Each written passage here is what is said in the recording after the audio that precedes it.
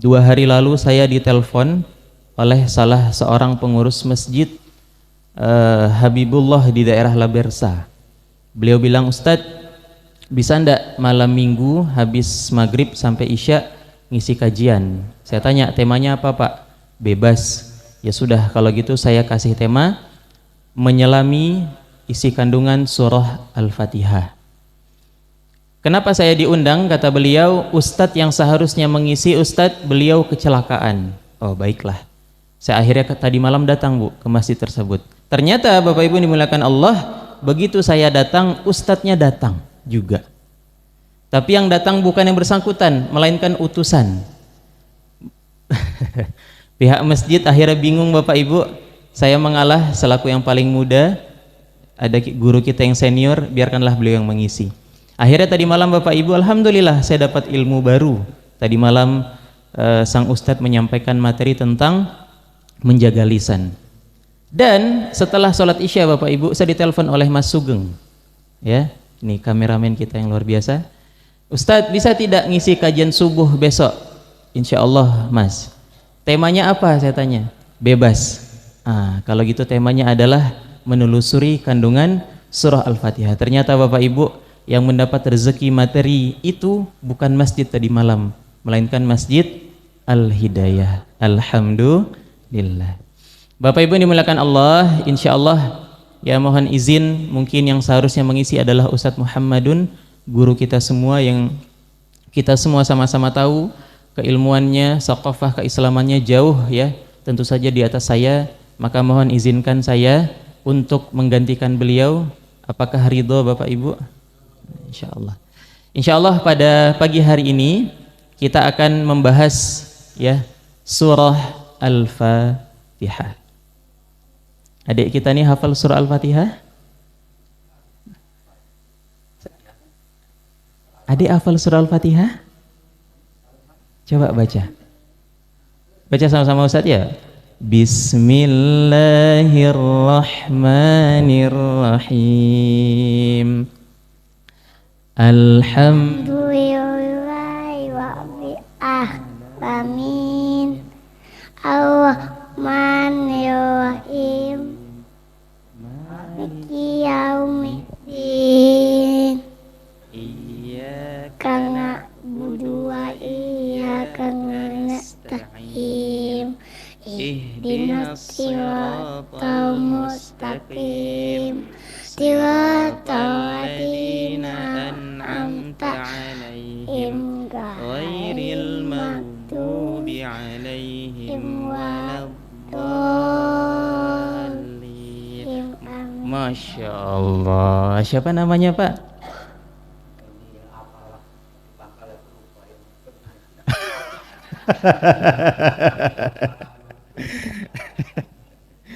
Ya Masya Allah. Memang anak-anak ini Pak luar biasa. Anak saya tuh 3 tahun Bapak Ibu sudah hafal surah An-Naba dan An-Nazi'at. Dan dia belum bisa baca Quran. Ternyata mamanya sibuk lah memang tiap hari membacakan. Ya anak-anak itu luar biasa. Yang paling cepat dari anak-anak itu Bapak Ibu adalah pendengaran. Bukan dari mereka kecil, bahkan dari mereka di dalam kandungan Bapak Ibu. Makanya kalau kata Ustadz Abdul Somad tuh kalau ibu-ibu lagi hamil lah, cobalah sambil masak tuh salatullah salamullah. Ibu-ibu ada yang ketawa nih. Kami tak itu dulu Ustadz. Kami tak musik-musik apa yang kami ya. Bapak Ibu yang dimuliakan Allah Subhanahu wa taala, kita akan bahas surah Al-Fatihah. Kita akan awali dengan mengapa kita mengawali dengan surah Al-Fatihah. Materi ini Bapak Ibu saya sampaikan di Rumah Sakit Petala Bumi itu sebanyak 2 pertemuan. Insya Allah kita selesaikan hari ini 1 pertemuan saja. Ya. Al-Fatihah Bapak Ibu dimuliakan Allah Subhanahu wa taala punya banyak nama. Beberapa di antaranya Al-Fatihah itu punya nama As-Salah. Mengapa disebut As-Salah? Karena Al-Fatihah adalah surah yang dibaca, yang digunakan pada saat kita salat. Kemudian ada nama lain As-Sab'ul Mathani, yaitu 7 ayat yang diulang-ulang. Pada saat salat kita baca, wirid Yasin kita baca, habis salat kita baca, di mana-mana kita baca Al-Fatihah. Maka para ulama menyebutkan nama lain dari Al-Fatihah adalah As-Sab'ul Mathani. Kemudian Bapak Ibu, Al-Fatihah itu adalah Ummul Quran. Ummul Quran artinya adalah mamaknya Al-Quran atau induknya Al-Quran, yang berarti dari 114 surah, 6.236 ayat dan 30 juz, dari sekian banyak ayat itu Bapak Ibu, induknya adalah surah Al-Fatihah. Dan surah Al-Fatihah juga para ulama mengatakan adalah Ummul Kitab, yang artinya adalah dia adalah induk dari kitab-kitab. Kita mengenal ada kitab Zabur, ada kitab Taurat, ada kitab Injil, ada kitab Al-Quran. Induk dari keempat kitab ini Bapak Ibu adalah surah Al-Fatihah. Maka surah Al-Fatihah Bapak Ibu yang dimuliakan Allah punya keutamaan yang luar biasa sekali. Dan dia, surah Al-Fatihah ini merupakan bagian dari rukun solat. Masya Allah, saya tadi senang sekali. Saya khawatir biasanya membahas ini Bapak Ibu, karena ketika saya membahas ini, imam biasanya bacaan Al-Fatihah tak bagus. Tapi Alhamdulillah hari ini bacaan Al-Fatihah imam kita bukan hanya Al-Fatihahnya, surah Al-Balad, surah Asy-Syams, luar biasa indah ya. Matnya pas, gunnahnya pas, nikmat kita sholat di belakangnya. Berlama-lama pun tak apa-apa. Kadang jamaah yang muak hatinya tuh udahlah baca tak selesai, lama pula, Pak ya. Nah tadi Masya Allah bacaan imam kita indah sekali. Semoga kita semua senantiasa bisa diimami oleh beliau. Ya, sholat-sholat kita diterima karena bacaan-bacaan indah dari beliau. Al-Fatihah, Bapak Ibu yang dimuliakan Allah Subhanahu wa taala, adalah rukun, yang artinya kalau kita tidak membaca surah Al-Fatihah pada kita sholat, pada saat kita sholat, maka sholatnya tidak sah.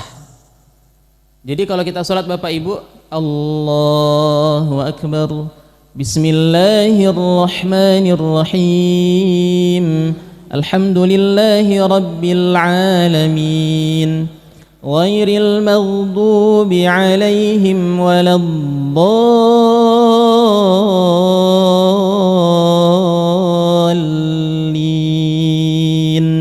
Amin. Allahu Akbar. Boleh enggak Bu? Setelah Al-Fatihah kita langsung ruku, boleh enggak Bu? Boleh.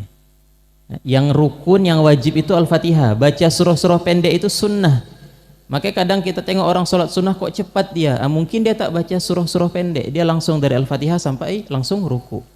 Jadi Al-Fatihah itu tak boleh dilupakan, tak boleh lepas. Kalau kita tak baca Al-Fatihah maka sholat kita tak sah. Kalau Al-Fatihah kita rusak, maka bisa dipastikan sholat kita juga rusak. Maka penting kita memilih imam dengan bacaan yang bagus. Ya, rukun itu saya sering melihat sholat jamaah yang masbuk Bapak Ibu. Jadi dia ketika imam sudah ruku atau mungkin sujud, dia kemudian Allahu Akbar, langsung dia ruku atau langsung dia sujud. Tak takbiratul ihram dia. Harusnya Allahu Akbar, sempurnakan dulu takbiratul ihram, baru kemudian ruku ataupun sujud. Intinya mengikuti posisi imam saat itu. Nah orang langsung dilewatinya Allahu Akbar, langsung dia ruku. Nah itu dia melewati rukun. Apa yang dia lewati yaitu takbiratul ihram. Maka Al-Fatihah adalah bagian dari rukun salat. Kita harus membacanya dan kita harus membacanya dengan baik. Kenapa di Petala Bumi itu sampai 2 pertemuan? Karena saya tidak hanya menyampaikan Bapak Ibu, tetapi juga tahsin bersama jamaah di Rumah Sakit Petala Bumi. Nah insya Allah subuh ini kita menyampaikan kandungannya saja. Baik Bapak Ibu yang dimuliakan Allah Subhanahu wa taala, kita masuk ke ayat kedua. Karena di Al-Fatihah ayat pertamanya adalah Bismillah. Bismillahirrahmanirrahim. Kita masuk ayat kedua. Alhamdulillahi Rabbil Alamin. Boleh dibaca Bapak Ibu? 1, 2, 3.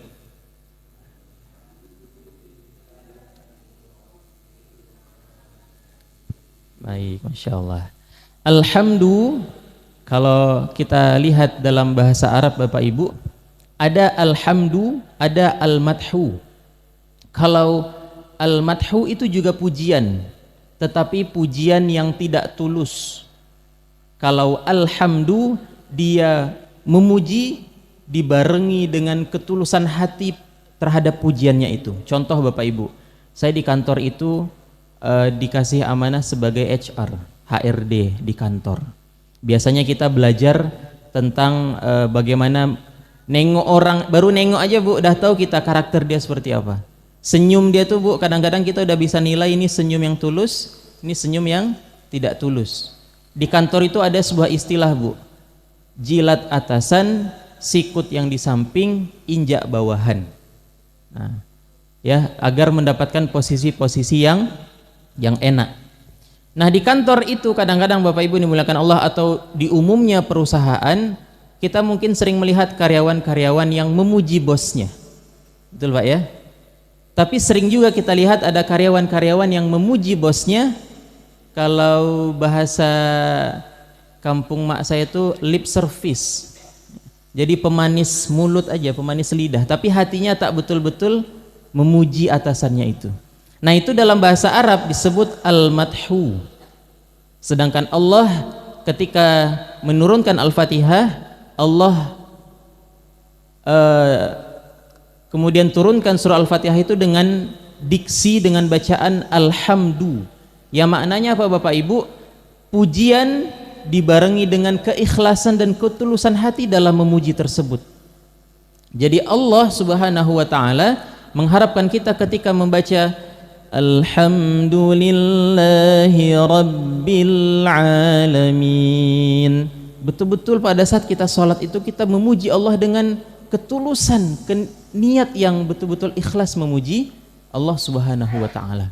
Jadi ada al-madhu, ada alhamdu. Kemudian lanjutannya alhamdulillahi rabbil, lillahi rabb, ya segala puji bagi Allah Tuhan, Rabb.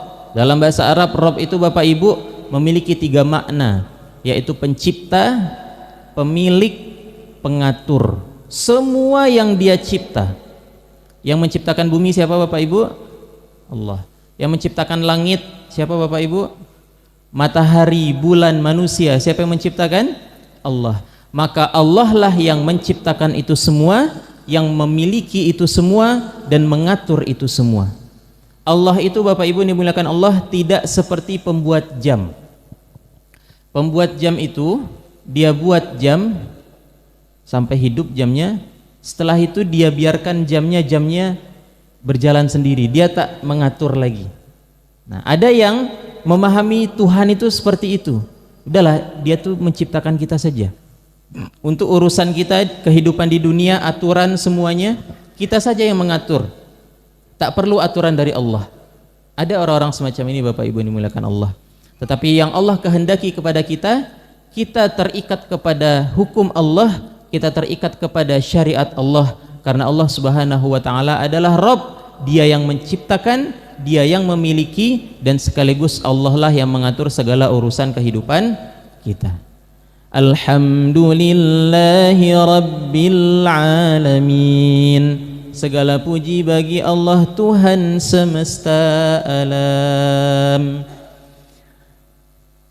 Imam Ibnul Qayyim rahimahullahu ta'ala mengatakan, orang yang bersyukur itu harus memenuhi 3 syarat. Yang pertama, dia harus meyakini semua nikmat yang dia dapatkan berasal dari Allah. Yang kedua, dia harus ungkapkan rasa syukur itu dengan lisannya, dengan ucapan alhamdulillahi rabbil alamin, alhamdulillahi ala kulli hal, alhamdulillahilladzi bi ni'matihi tatimmus shalihat. Kemudian yang ketiga, dia harus gunakan semua nikmat yang Allah berikan kepada dia itu dalam rangka ketaatan kepada Allah Subhanahu wa taala. Kalau di sekolah Bapak Ibu ada istilah lulus, ada istilah remedial. Nah, kebanyakan dari kita insya Allah lulus pada poin pertama dan poin kedua. Kita yakin betul nikmat sehat, nikmat kesempatan, nikmat motor, nikmat mobil, nikmat rumah, nikmat anak, nikmat cucu, semuanya itu dari Allah. Dan kita selalu mengucapkan alhamdulillah, terima kasih ya Allah, alhamdulillah, alhamdulillah. Tetapi kebanyakan dari kita Bapak Ibu masih remedial pada poin ketiga, yaitu kita tidak menggunakan semua nikmat itu dalam rangka beribadah kepada Allah Subhanahu wa ta'ala. Banyak di antara kita mobilnya tak dipakai untuk ibadah, rumahnya tak dipakai untuk ibadah, anaknya tak dipakai untuk beribadah kepada Allah. Kalau ulama-ulama zaman dulu Bapak Ibu, ketika berjumpa anak-anaknya mereka mengatakan, wahai anakku ya bunai, ma ta'buduna min ba'di, apa yang kau sembah setelah aku tidak ada. Kalau zaman sekarang, nah udah makan belum? Tidak salah, tetapi terlalu receh kalau bahasa anak-anak muda. Ya, ditanya agamanya, ditanya cita-citanya ke depan terhadap agama Allah. Ma ta'buduna min ba'di. Kita lulus pada aspek hati, kita lulus pada aspek lisan, tetapi mungkin banyak di antara kita Bapak Ibu tidak lulus pada aspek perbuatan. Maka dari ayat kedua surah Al-Fatihah ini, mari kita memuhasabah diri kita lagi Bapak Ibu yang dimuliakan Allah. Alhamdulillahi Rabbil Alamin. Segala puji bagi Allah Tuhan semesta alam, yang harusnya kita sebagai hamba-hamba Allah mensyukuri nikmat Allah dari aspek hati, aspek lisan, dan juga aspek perbuatan. Bapak Ibu yang dimuliakan Allah Subhanahu wa ta'ala, kita sampai syuruk Pak ya? Insyaallah masih agak panjang. Kemudian kita lanjut pada ayat ketiga, Ar-Rahmanir Rahim. Boleh dibaca Bapak Ibu? 1, 2, 3. Insyaallah. Memang salah satu cara supaya tak terkantuk-kantuk, saya harus melibatkan Bapak Ibu membaca ini. Ya. Karena dia ada dua model angguk-angguk Pak. Ada angguk-angguk yang paham, ada angguk-angguk yang rupanya dia ngantuk Pak. Nah, kita tuh yang mengisi di mimbar-mimbar nih Bapak Ibu senang kalau nengok orang mengangguk-ngangguk, tandanya dia paham. Tapi harus betul kita cek lagi ngangguk-angguk dia itu yang mana. Angguk paham atau angguk ngantuk. Nah, maka harus saya libatkan senantiasa membaca bersama-sama. Bapak Ibu yang dimuliakan Allah, Ar-Rahmanir Rahim. Ya Allah yang Maha Pengasih lagi Maha Penyayang. Mungkin kita sering bertanya, Ustaz, ada orang di luar sana dia tak beriman kepada Allah. Dia kafir, bahkan dia mencela, menghina Allah. Dia bahkan musuh Allah, seperti hari ini Zionis Yahudi, ya, orang-orang yang senantiasa memerangi saudara-saudara kita di Gaza, di Palestina. Tetapi mengapa Ustadz kekayaan mereka tetap dapat, kenyamanan mereka tetap dapat, ya, mobil mewah, rumah mewah, istri cantik, rumah bertingkat-tingkat, semuanya mereka dapat? Nah, jawabannya ada pada ayat ketiga ini Bapak Ibu. Karena Allah adalah Maha Ar-Rahim, Maha Pengasih. Allah itu kasihnya tak pilih kasih, semuanya Allah kasih, mau yang mukmin ataupun yang kafir. Tetapi Bapak Ibu, Allah punya satu sifat lagi, yakni Ar-Rahman, yang Maha Penyayang. Yang inilah hanya Allah berikan kepada orang-orang mukmin. Ada Bapak Ibu orang kaya, kaya betul dia, tapi ternyata setiap malam dia tidurnya tak nyenyak. Sebelum tidur itu dia harus kalau sekarang ini nge-gym, angkat-angkat beban, olahraga, pokoknya dibuatnya badannya capek supaya dia bisa tidur.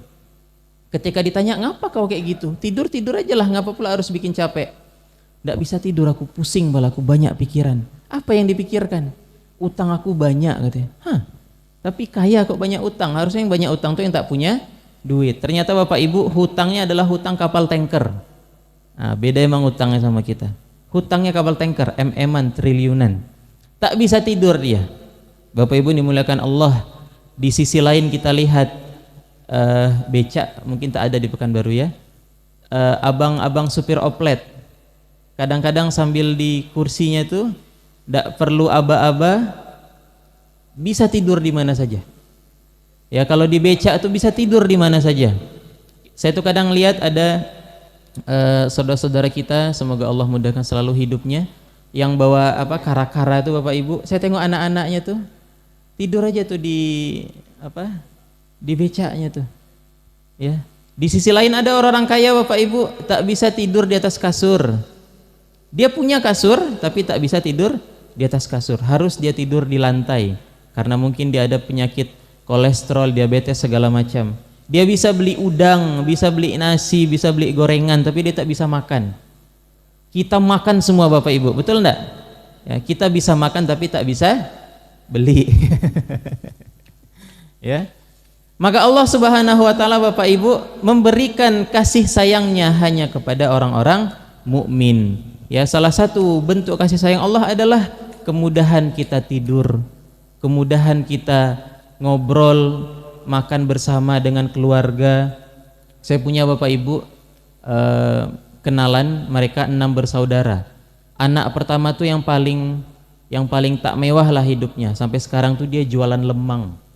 Anak-anaknya ada yang sudah guru, PNS, mobil Fortuner segala macam. Yang anak pertama ini Bapak Ibu masih jualan lemang pakai motor setiap hari. Tapi Masya Allah saya perhatikan setiap malam makan bersama keluarga, sama anak, ketawa ketiwi, cekakak cekiki gitu ya. Di sisi lain anak-anak adik-adiknya yang nomor 2, nomor 3, nomor 4 bertengkar aja kerjanya Bu. Maka banyaknya harta, mewahnya rumah tak menjamin kita bahagia. Nah Allah Subhanahu wa taala menurunkan kasih sayangnya Ar-Rahman kepada orang-orang mukmin. Ar-Rahmanir Rahim. Kita lanjut ayat ketiga Bapak Ibu dimuliakan Allah. Maliki yaumiddin. 1, 2, 3. Masya Allah. Ya. Apa artinya Bu? Yang menguasai hari pembalasan. Maliki yaumiddin, raja. Nanti di hari akhir Bapak Ibu dimuliakan Allah, Allah akan mengatakan, Anal Malik, aku adalah raja. Ainal mulukah, dimanakah raja-raja di dunia itu? Kalian akan binasa pada hari ini kalau kalian zalim, kalian akan selamat pada hari ini kalau kalian berbuat kebaikan. Bapak Ibu, raja-raja di dunia seperti misalnya Fir'aun, ya. Fir'aun Allah matikan dengan hal yang paling sederhana, yakni dengan air. Fir'aun mati ditenggelamkan air oleh Allah Subhanahu wa taala. Kemudian ada lagi Namrud, ya. Allah matikan dengan seekor nyamuk atau seekor lalat. Jadi ada seekor nyamuk atau lalat masuk ke hidungnya Bapak Ibu, kemudian digrogoti oleh lalat tersebut hingga dia mati. Kemudian ada lagi Korun, ya, harta Korun. Mengapa disebut harta karun? Karena terinspirasi dari Korun, yang dia kemudian Allah matikan dengan tanah. Allah tenggelamkan dia dengan tanah. Fir'aun itu Bapak Ibu pernah mengatakan, faqala ana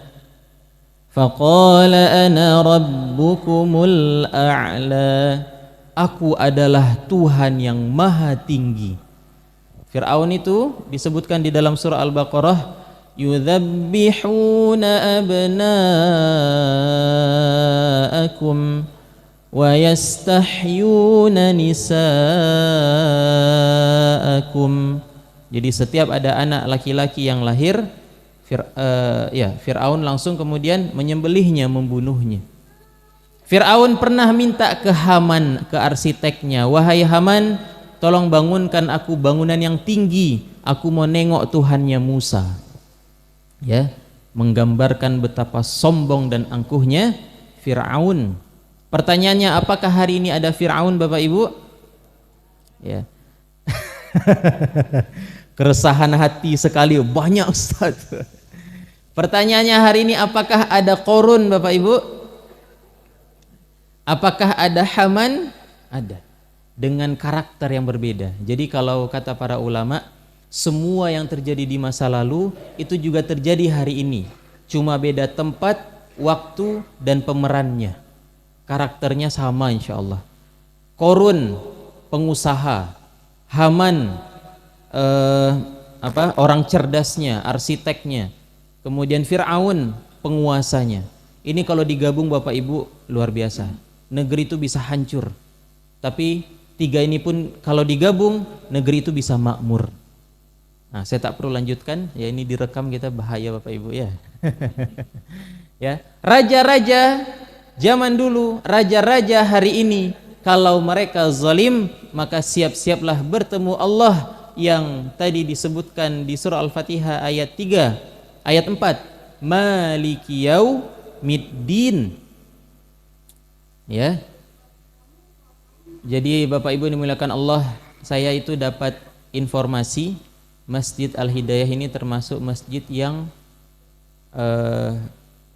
jamaahnya ramai dan terbukti subuh ini, kemudian sering mengadakan kegiatan dan sering direkam saya tengok. Nah, jadi saya beberapa kali tengok di YouTube. Nah, ini saya nampaknya masuk YouTube nih, Mas Sugeng ya. Ya. Bapak Ibu yang dimuliakan Allah, Allah mudahkan untuk kemudian sering berinteraksi sama anak-anak, anak muda, ya. Saya dan teman-teman itu sedang roadshow Bapak Ibu, roadshow ke 99 sekolah. Di Pekanbaru itu ada 320-an satu sekolah. Kami punya target mengisi dongeng ke 99 sekolah. Kebetulan selain saya mengisi seperti ini Pak, saya juga ada ngisi dongeng anak-anak. Saya hari ini sama tim sudah mengisi 41 sekolah. Nah, tinggal beberapa sekolah lagi menuju 99 sekolah. Saya juga kemudian Allah mudahkan ngisi beberapa pengajian anak muda Bapak Ibu. Ya karena saya juga masih muda alhamdulillah ya, pengajian yuk ngaji, ada teman-teman macam-macam lah. Dan saya Bapak Ibu sering mendapatkan curhatan, mendapatkan kegelisahan dari mereka. Salah satu kegelisahan dari mereka adalah masjid itu tidak semenarik kafe katanya. Dan itu saya menyaksikan langsung Bapak Ibu tahun lalu ya, ketua saya coba menjaga masjid dekat rumah saya, tak saya sebut nama masjidnya, itu waktu sholat asar Bapak Ibu anak-anak main ya. Kalau saya nengok anak-anak main tak masalah lah, namanya juga anak-anak. Yang kita khawatir kalau bapak-bapak yang main, anak-anak main Bapak Ibu. Setelah sholat bukannya zikir ya, ketua masjid kemudian langsung ambil mic, terus dia bilang, anak-anak kalau mau main pulang aja lah, tak usah ke masjid, pulang aja kalian, tak usah sholat ke masjid. Wah, heboh situasi di dalam. Kemudian imamnya berzikir. Setelah selesai ada satu bapak-bapak membela Bapak Ibu, tak boleh gitu Pak, Bapak ini anak-anak kita nih calon generasi segala macam, besok siapa yang menggantikan muazin, besok siapa yang menggantikan imam segala macam, dibela lah. Dan saya ingat sekali Bu apa yang dikatakan oleh ketua masjid ini. Beliau bilang begini aturannya di situ Pak, Bapak kalau tak mau sholat tempat lain sana. Dalam hati saya, mak, ini masjid ini milik dia atau milik Allah ya? Kita ini pelayan tamunya Allah di masjid atau justru yang punya masjid ini?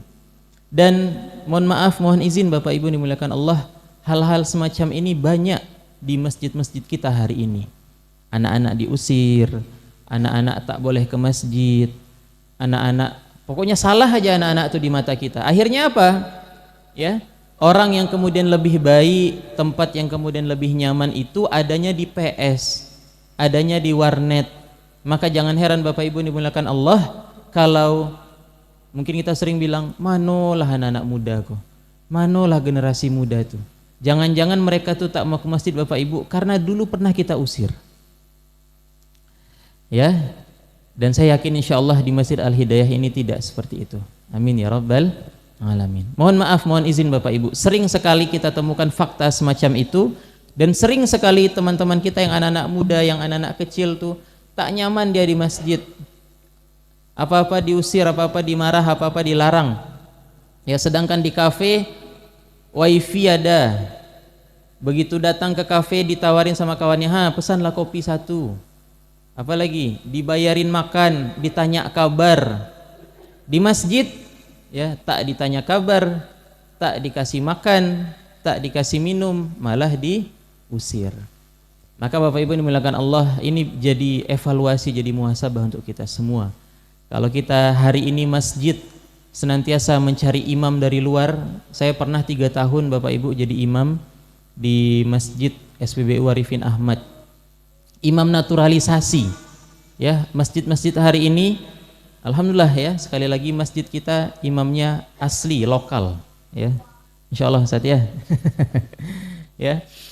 Hari ini imamnya diundang dari Pasir Pengarayan, dari Rokan Hulu, dari Rokan Hilir, dari pesantren Purba. Tak ada yang asli orang lokal. Kenapa? Mungkin karena proses kaderisasi itu tidak berlangsung. Anak-anak mudanya tidak dibina di masjid. Jangankan dibina, di masjid saja dilarang.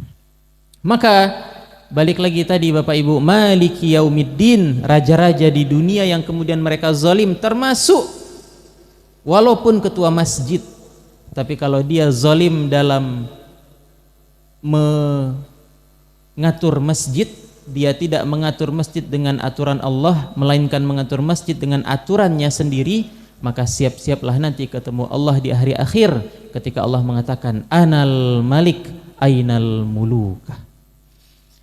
Bapak Ibu yang dimuliakan Allah Subhanahu wa taala. Kita lanjut ke ayat berikutnya. Bismillahirrahmanirrahim. Alhamdulillahi rabbil alamin. Arrahmanir rahim. Maliki yaumiddin. Ayat kelima. Iyyaka na'budu wa iyyaka nasta'in. Boleh Bapak Ibu? 1, 2, 3.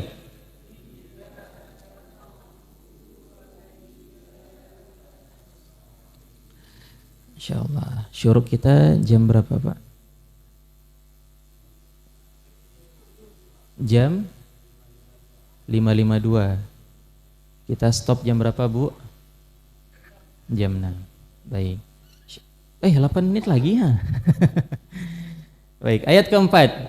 Iyyaka na'budu wa iyyaka nasta'in.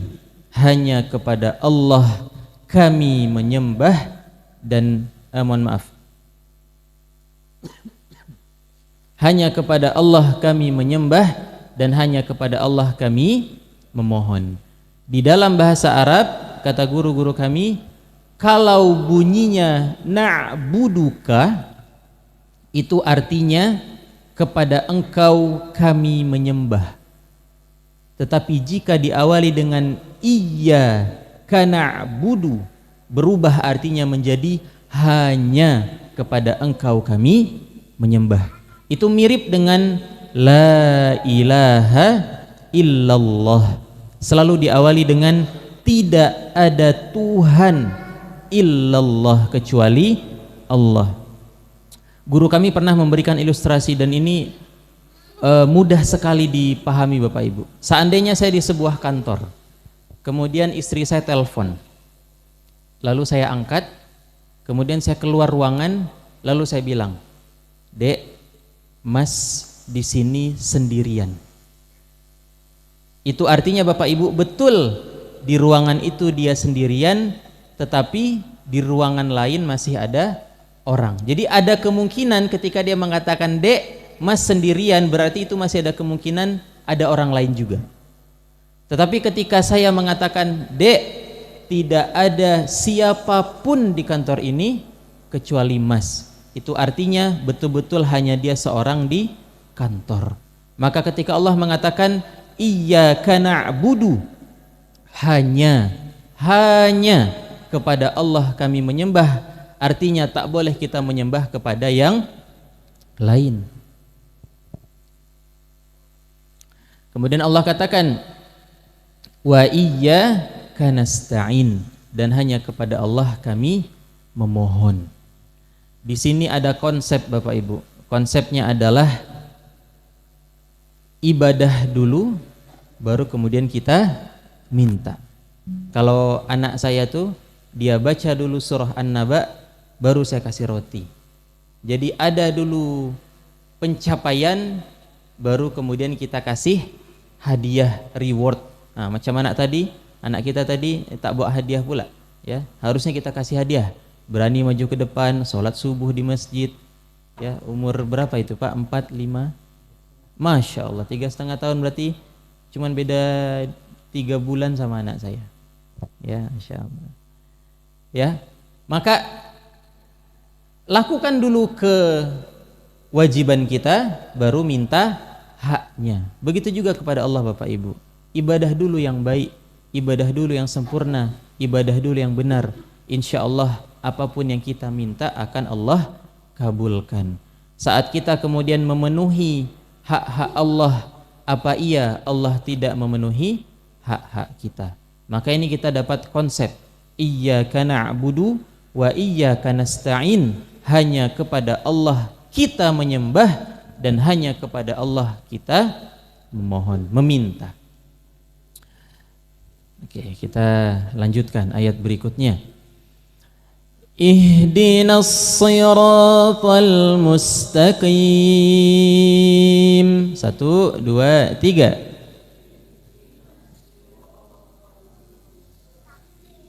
Ya, tunjukilah kami jalan yang lurus. Jalan yang lurus Bapak Ibu, bukan jalan yang mulus. Tadi Pak Imam kita membaca surah Al-Balad ayat keempat. Laqad khalaqnal insana fi kabad. Sungguh ya. Laqad khalaqnal, Allah menciptakan kesusah payahan kepada manusia. Jadi Allah itu Bapak Ibu pasti 100% memberikan kita kesusahan, kepayahan, ujian, masalah, pasti. Karena kita senantiasa meminta jalan yang lurus. Jalan yang lurus itu adalah bukan jalan yang mulus, tetapi jalan yang penuh ujian. Lanjutannya pada ayat berikutnya. Nah, ini kita sampai ke penghujung ayat. Shiratal ladzina an'amta 'alaihim. Boleh Bapak Ibu?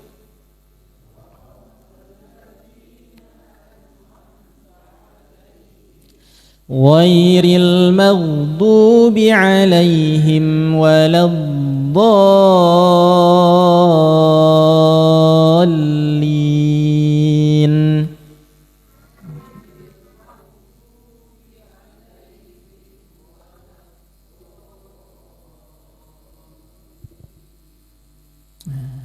Siratal ladzina an'amta 'alaihim. Ya Allah, tunjukilah kami jalan yang lurus. Apa itu jalan yang lurus? Siratal ladzina an'amta 'alaihim, yaitu jalan yang Engkau beri nikmat kepada orang-orang sebelum kami. Siapa itu? Allah sebutkan di dalam Al-Qur'an, an-nabiyyin was-siddiqin wasyuhada'i was-salihin. 4. Orang-orang para nabi, orang-orang siddiq, orang-orang salih, dan para syuhada. Maka tak heran hari ini kalau Allah memberikan ujian kepada saudara-saudara kita di Gaza, Palestina, dengan ujian luar biasa hari ini. Sudah setahun lebih Bapak Ibu, genosida, rumah sakit hancur, rumah sekolah yang sudah syahid itu 40.000 orang, ya. Jurnalis itu sudah hampir 200 yang wafat. Rudal itu yang dijatuhkan sudah, seingat saya, 60.000 ton lebih. Jadi kalau kita perhatikan ada 1 ton beras Bapak Ibu, banyak enggak? Banyak. Nah, yang jatuh hari ini ke Gaza itu bukan beras Bapak Ibu, tapi rudal 60.000 ton, bukan 1 ton, 60.000 ton. Dan semua kegilaan, ya, kezaliman dan kejahatan yang mereka lakukan. Tetapi mengapa hari ini orang-orang di Gaza mereka senantiasa bisa senyum, mereka tetap bisa membaca Al-Quran, mereka teguh hatinya, mereka tak takut sama itu tentara Israel tuh Bu, kita nyebutnya tentara-tentara kera itu, ya. Mereka pakai senjata lengkap, baju lengkap, pakai headgear semuanya, itu menghadapi anak-anak di Palestina cuman pakai batu Bu, keteteran mereka Pak. Ya, anak-anak Palestina tuh tak ada takutnya. Ya, dilawan sama mereka, dilempar, apapun yang mereka bisa lakukan, tak ada takut sedikit pun. Kenapa? Karena boleh jadi mereka betul-betul paham isi kandungan surah Al-Fatihah, khususnya pada bagian terakhir, siratal ladzina an'amta 'alaihim. Mereka tahu betul jalan yang dilalui oleh orang-orang mukmin itu adalah jalan yang dilalui oleh para nabi, para syuhada, para siddiqin, dan orang-orang salih. Dan jalan itu Bapak Ibu yang dimuliakan Allah bukanlah jalan yang mulus, tetapi jalan yang lurus. Dan jalan yang lurus pasti terjal, ya. Dan jalan itu adalah jalan yang penuh rintangan ujian yang Allah beri kepada orang-orang mukmin. Siratal ladzina an'amta 'alaihim ghairil maghdubi 'alaihim waladdallin. Ya, dan janganlah ya Allah kami diberikan jalan seperti orang-orang ghairil maghdub bi 'alaihim waladdallin. Jadi ada dua, maghdub dan ad-dhall. Maghdub itu Bapak Ibu adalah orang-orang, dimaksud dalam Al-Quran adalah orang-orang Yahudi. Apa ciri-cirinya? Mereka punya ilmu tapi tidak beramal. Itu karakter orang Yahudi. Kemudian Nasrani, mereka beramal tapi tidak berilmu.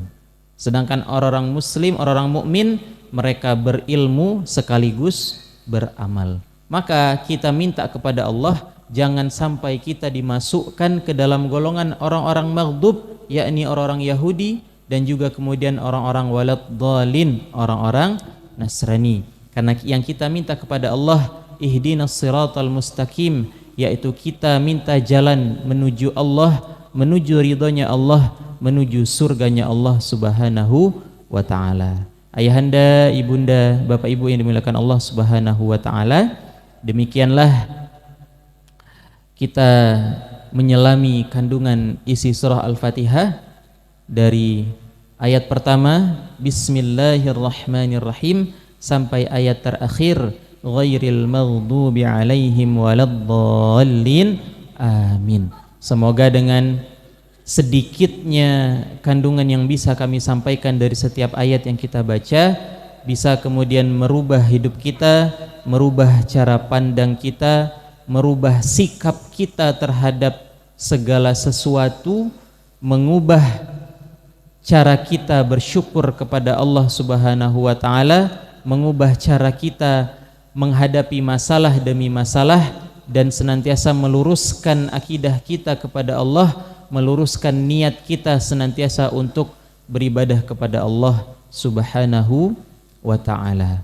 Bapak Ibu dimuliakan Allah, semoga siapapun di antara kita yang